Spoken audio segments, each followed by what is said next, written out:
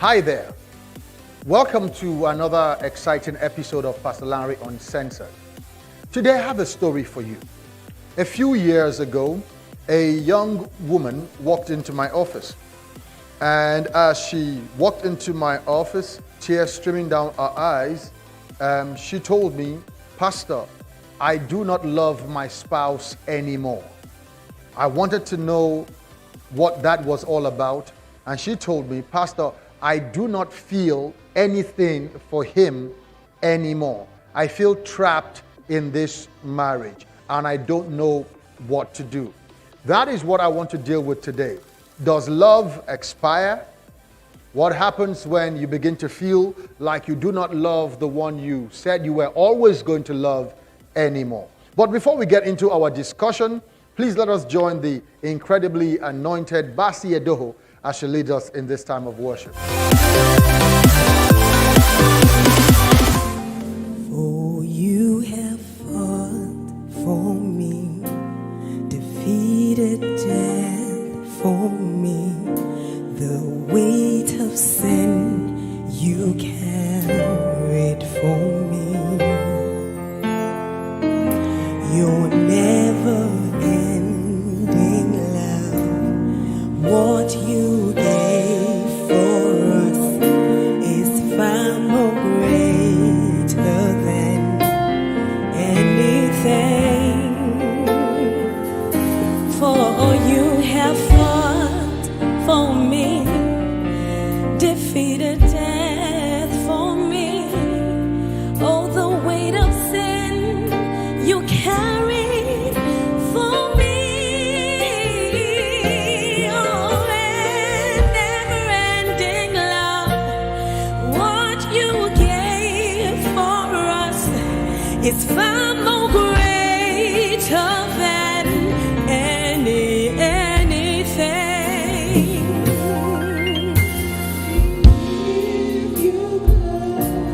We give you glory.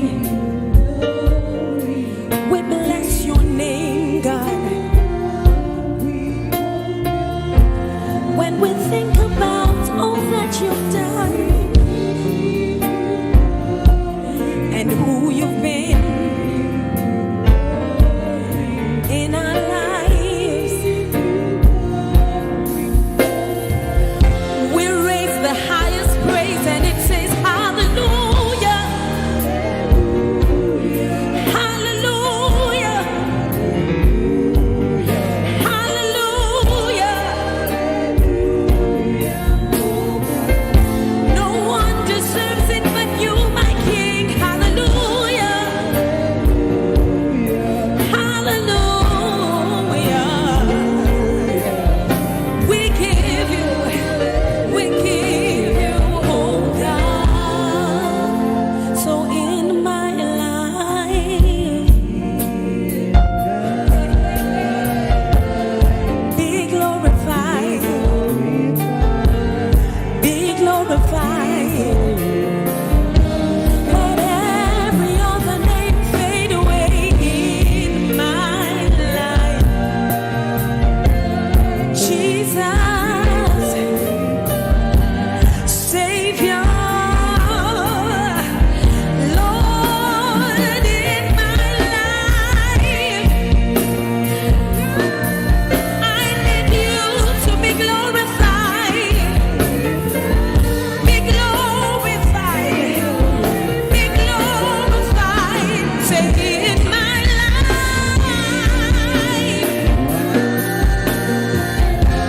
be glorified.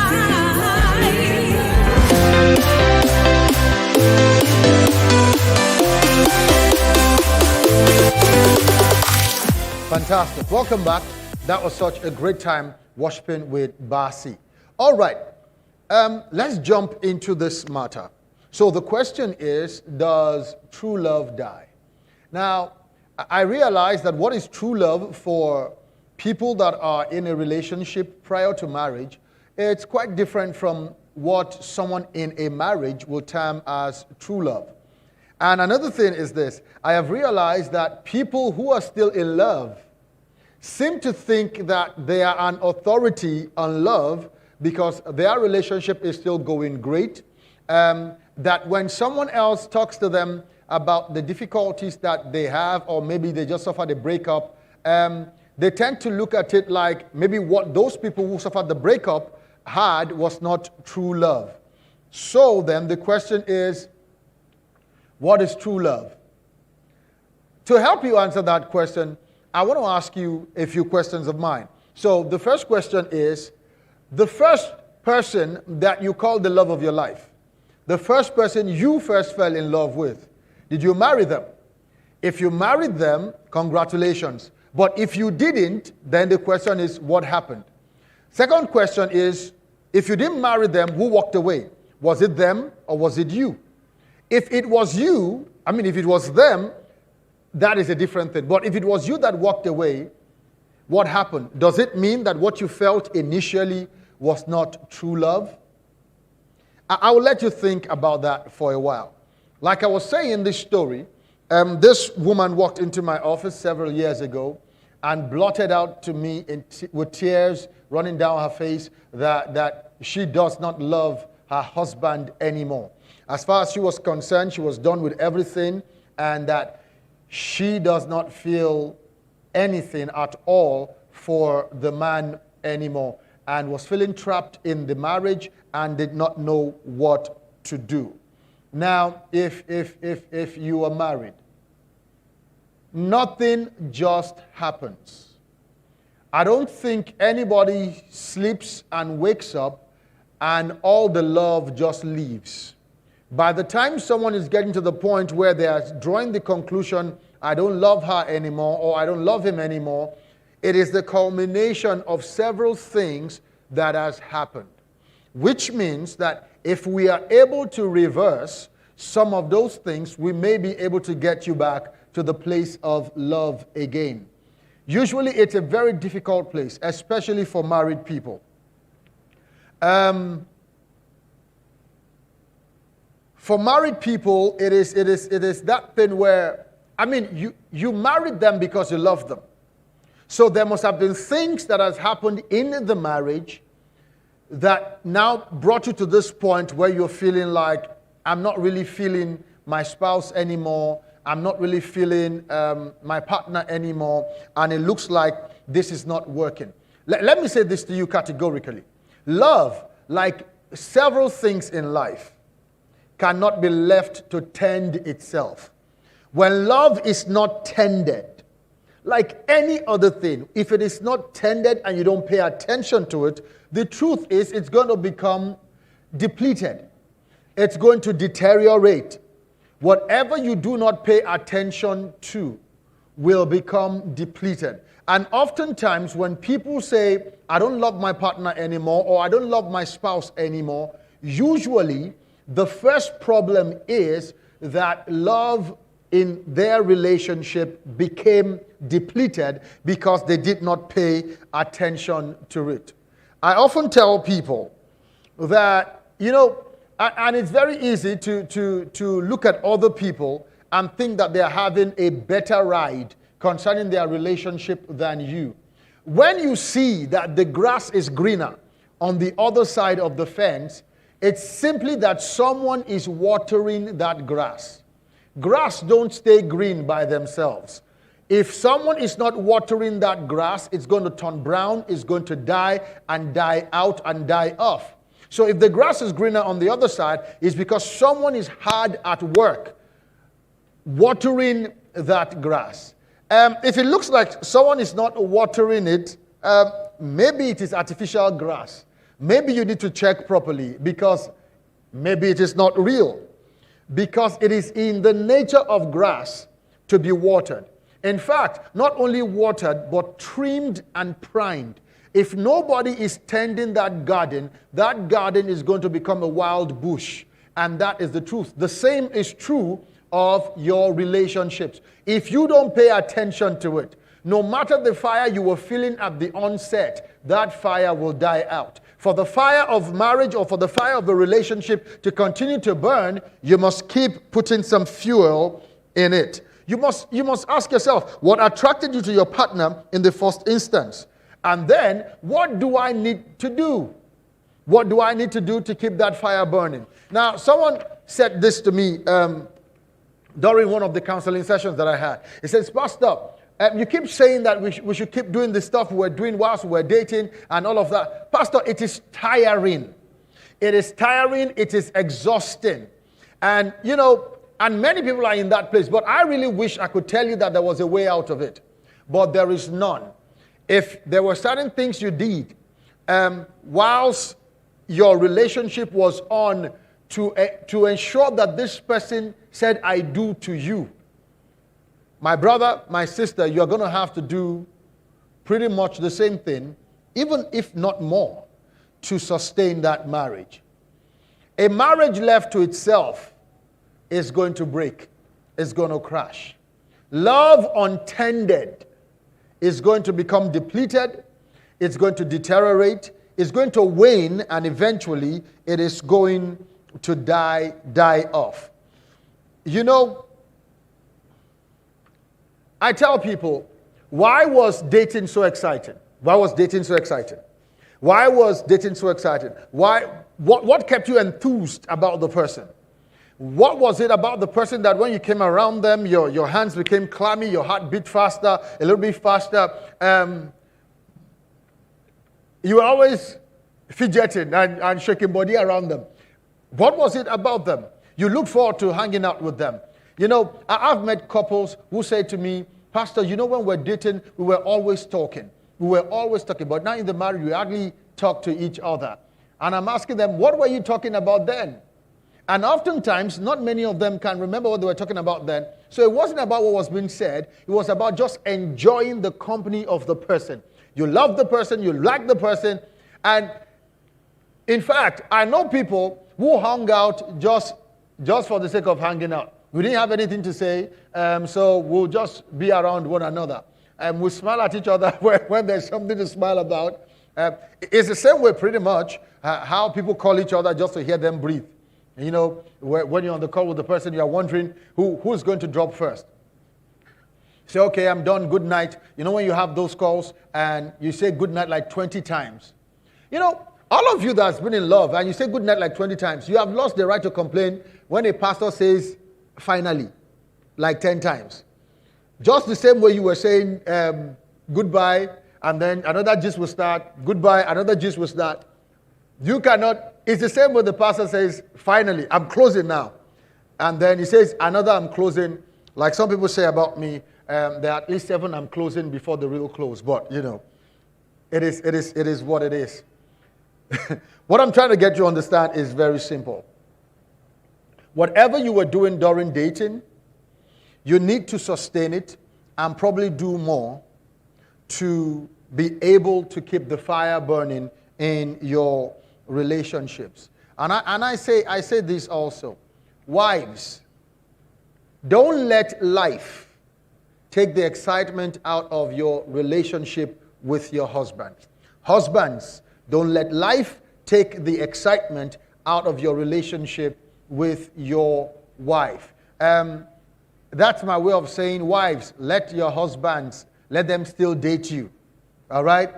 Husbands, let your wives still be able to date you. Now, let me deal with this. Many women claim that the reason why they cannot date in their marriage is because they have other issues that have not been dealt with. Oftentimes in the counseling room, I hear women say that, Pastor, can you imagine? He wants to buy me dinner. He wants to buy me dinner. We have big issues that we have not dealt with. He wants to buy me dinner. I said that his secretary makes me uncomfortable. We have not talked about it. He wants to buy me dinner. In fact, the other day, he went to buy dress. I said that he wants me in this dress before this, before that, and we should go out. And I don't want to do all of that because we have these matters that unless we deal with, I cannot. You see, at times, that is the problem. Not in all cases, but at times that is the problem. Maybe the dinner date can be the precursor to have those difficult conversations. Maybe the date or the dress or the flower that he bought or whatever it is that he did was his way of extending the olive branch of peace to you. And it may set the stage for you to have that conversation that you so deeply desire. Remember, men and women deal with issues differently.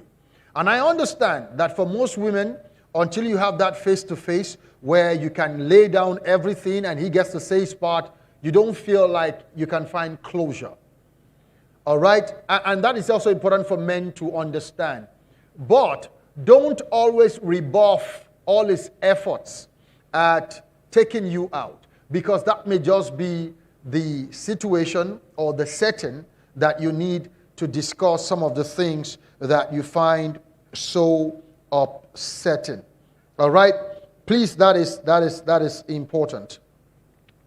I also realized that after a few years, maybe 10 years, 8, 10, 15 years, most couples actually say to themselves, Pastor, we're too old. We can't be doing like all these young people.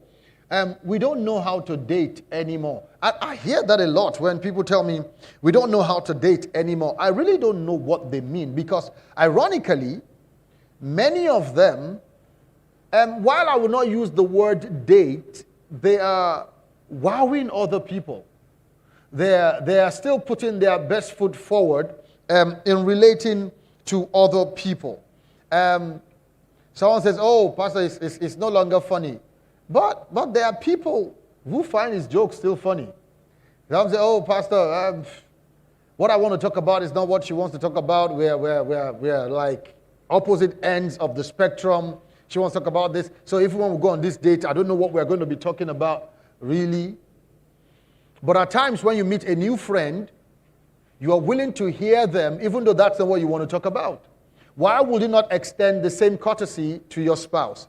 At times, some of you necessarily don't want to discuss with your boss, but if you're talking to your boss, you act all interested and you're all there, you contribute when you can. Why will you not extend the same courtesy to your spouse? And you realize that if you start, you will get to that one place. But the problem is that many of us don't even want to start at all. All right? Now, what I'm trying to do today is trying to remind you of some of the things that can bring you back to the place where you feel the fire again in your relationship or in your marriage.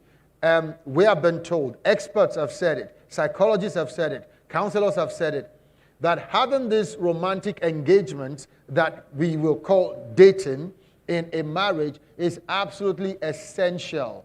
Dance together, eat together, take walks together, hold hands together. You know, it's amazing how we grow up and we feel we have outgrown certain things. So you now see the husband and the wife and they're walking on the street, and if the wife dares, if she dares, to reach out her hands to hold his hand, leave me alone.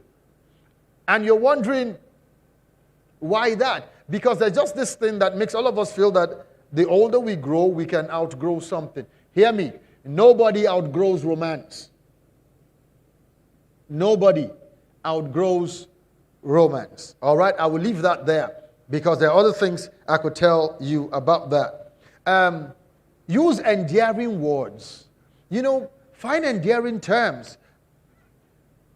Not only are they are not just words, they are also prophecies.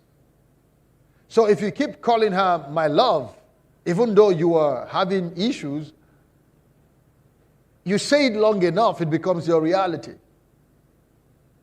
My dear, they say, Papa Nkechi does not really sound like an endearing term to me. Or our daddy. Okay, I cannot legislate for you what is an endearing term. But call each other by endearing names, all right? You know, it will shock you that what kills some relationships is just that the partner needed special attention. They just needed to be sure. At times, it's just reassurance. It's just reassurance. It's just that they need to know that you're thinking about me. And when you keep acting like you don't care, eventually they are going to get the message.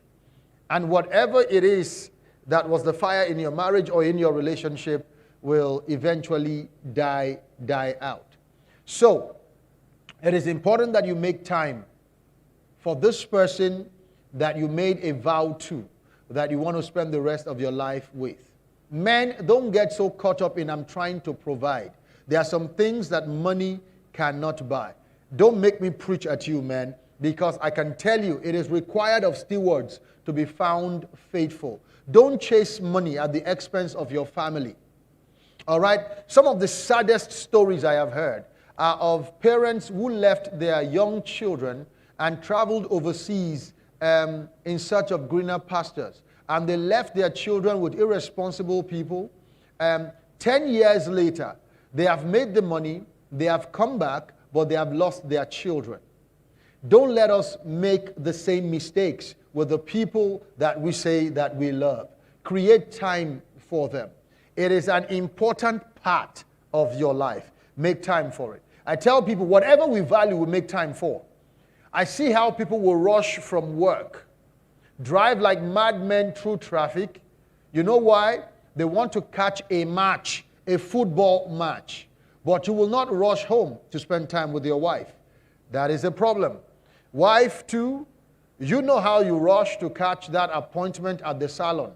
You rush to catch that appointment at the spa. But you will not rush to spend some time with your husband. Those are the little things that you do that lets them know that you value them. All right? It is important that you fill your spouse's emotional tanks. Pay them compliments. That cannot be overemphasized.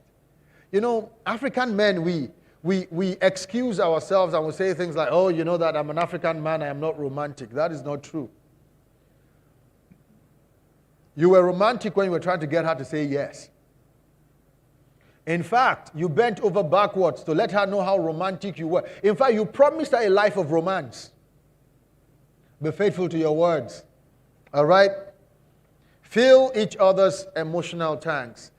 You know, for some reason, women feel that they are the only one who needs to be complimented. And it will shock you how many men live in their houses and their wives or spouses or partners never compliment them. You want to be complimented when you make your hair, but you don't think it's okay to compliment him when he cuts his hair. When he dresses up to leave the house and is looking really dapper, you don't tell him. And you wonder why he spends more than 5 minutes talking to the waiter in the restaurant who keeps saying, "Oga, you sabi dress, eh?" And you wonder why. It is important that you fill each other's emotional tanks. This one can be overemphasized. Learn and become fluent in your partner's love language. Find out. It is your job to find out. Don't buy them gifts when what they want is acts of service. Don't do acts of service when what they want is a trip to Paris. All right? Learn your partner's emotional their love language. Learn your partner's love language. And you will see that you are not beyond redemption. I have said all of these things to draw this conclusion. If you truly love your spouse, I want to agree that true love never really dies. It can become depleted. It can deteriorate, it can wane. But if you begin to fan the embers of those flames, I can almost guarantee you that it will burst forth with new life and the fire will burn again. If you choose to do nothing, you will extinguish the flames of love in your relationship. I hope with these few words, the fire will begin to burn again in your relationships. May your marriages be rewarding and sweet, and may your relationships thrive. Until I come your way next time, keep keeping on. God bless you.